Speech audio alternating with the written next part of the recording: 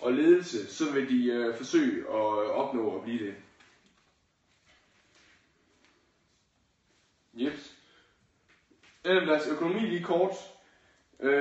I perioden 2012 til 16, der er deres omsætning steget med 355,8 millioner kroner, og deres overskud er steget med 13,3 millioner kroner. Så Freja er altså en virksomhed, der har haft økonomisk vækst i alle år, de sidste 4-5 år her. Branchen sådan generelt, den er meget hård.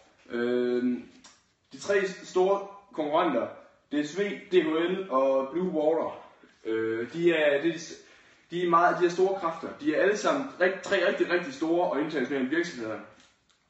Og Freja er meget lille i den forbindelse. Så de er meget truet, skal prøve at skille sig ud på en anderledes måde, fordi de har altså rigtig meget at sige. Livet som elev. Det er fantastisk at være elev i Freja. Man bliver stillet over for nye udfordringer hver eneste dag. Der er ikke nogen 2 dage, der er ens. Du møder ind den ene dag, får den ene opgave i den Norden-afdeling for eksempel, omkring indkøb. Så møder du måske næste dag, så skal du lave en faktura til en kunde nede i Italien. Det kan være alle mulige forskellige opgaver. Min nærmeste leder, han bad mig for eksempel på min første dag at lave den her præsentation til jer. Et godt eksempel på, at man bliver stillet over for udfordringer allerede fra første dagen af. Hvis man kan lide ansvar, så får man tildelt alt det ansvar, du kan tænke dig. Samtidig med tillid, du bliver vist tillid, hvis du viser, at du virkelig tager det her ansvar til dig, og virkelig bærer det rigtigt.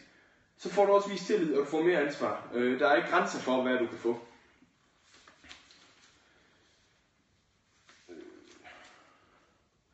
Sådan omkring sociale arrangementer. Der bliver arrangeret meget for os som elever.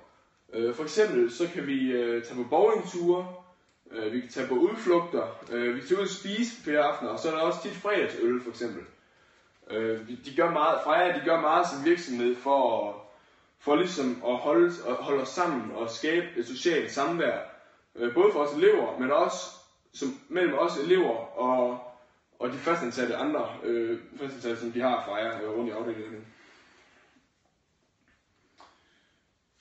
Yes. Så det er en kontoruddannelsens opbygning. På uddannelsen som speditørelev, så kan man ligesom arbejde under uddannelsen, hedder det.